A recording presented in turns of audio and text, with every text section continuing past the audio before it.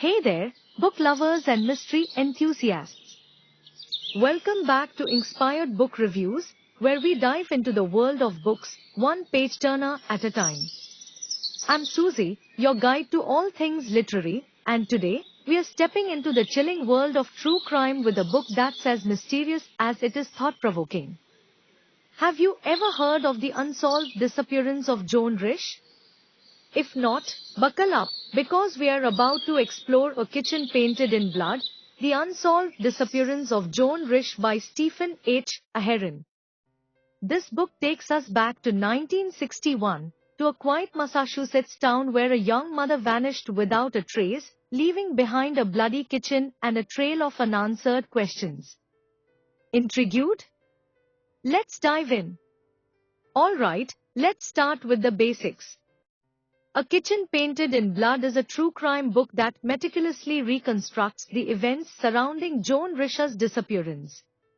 Stephen H. Ahern, the author, has done an incredible job of piecing together police reports, witness statements, and historical records to give us a detailed account of what happened, or rather, what might have happened, on that fateful day in October 1961. Now, before we get into the nitty-gritty, let's talk about who this book is for. If you're a fan of true crime, cold cases, or just love a good mystery, this book is definitely worth checking out. But I'll be honest, it's not for everyone. The subject matter is heavy, and the book dives deep into the details of the investigation, which might feel overwhelming for casual readers. So, keep that in mind. Let's address the elephant in the room. Who should and shouldn't read this book? First off, I'd recommend this book for readers aged 16 and above. While it doesn't contain graphic violence or explicit content, the themes are mature. We are talking about a disappearance, potential foul play, and even discussions of possible abuse in Joan's past. These topics are handled with care, but they're not exactly light reading. Now, is this book suitable for readers of all religions? Absolutely. There's no religious bias or content that targets any specific belief system. It's a straightforward true crime narrative that focuses on the facts of the case and the societal context of the 1960s. As for language and explicit content, you'll be relieved to know that there's no abusive language or gratuitous material here. However, the book does touch on sensitive topics like potential sexual abuse, which might be distressing for some readers. So, if you're sensitive to such themes, proceed with caution. Now, let's talk about what this book does well, because there's a lot to appreciate here. First and foremost, the research. Stephen H. Ahern has clearly poured his heart and soul into this project. The book is packed with information, from police files to interviews, and even historical context about the town of Lincoln, Massachusetts. If you're a detail-oriented reader, you're going to love this. Second, the narrative style. Despite the dense subject matter, Ahern manages to keep the story engaging.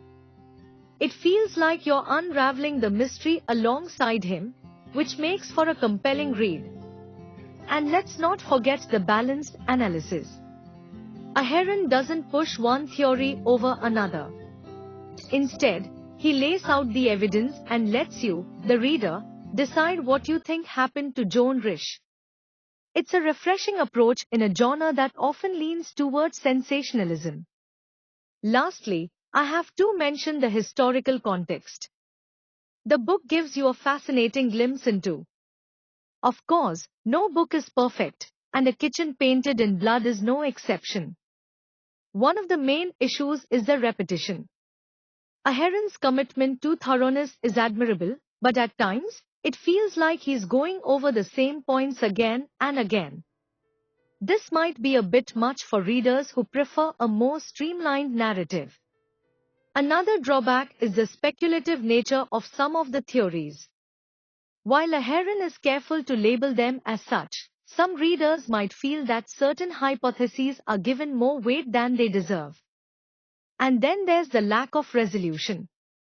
Now, this isn't the author's fault. After all, the case remains unsolved, but it can be frustrating for readers who like their mysteries tied up with a neat little bow. Lastly, some sections of the book, particularly those detailing procedural aspects of the investigation, can feel a bit dry. If you're not a hardcore true crime fan, these parts might test your patience. So, what could make this book even better? For starters, a bit of streamlining would go a long way.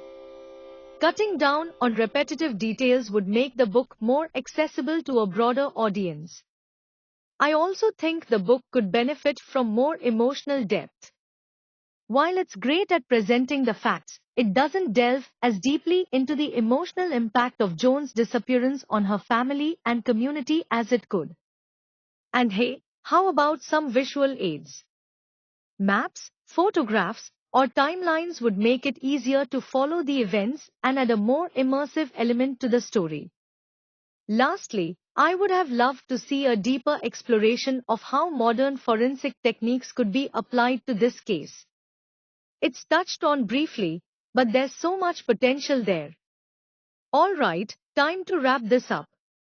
A Kitchen Painted in Blood is a meticulously researched and engaging true crime book that's perfect for fans of cold cases and unsolved mysteries. It's not without its flaws, repetition and a lack of emotional depth being the main ones, but it's still a fascinating read. On a scale of 1 to 5, I'm giving this book a solid 4 out of 5. It's a well-crafted and thought-provoking account of a case that continues to baffle investigators to this day. So, if you're ready to dive into the mystery of Joan Risch's disappearance and maybe even come up with your own theory, give this book a read. And who knows? Maybe you'll be the one to crack the case.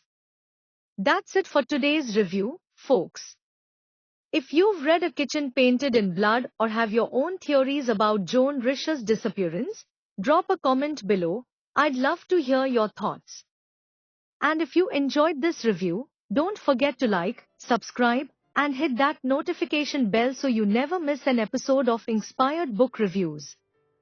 Until next time, keep reading, keep questioning, and as always, stay curious.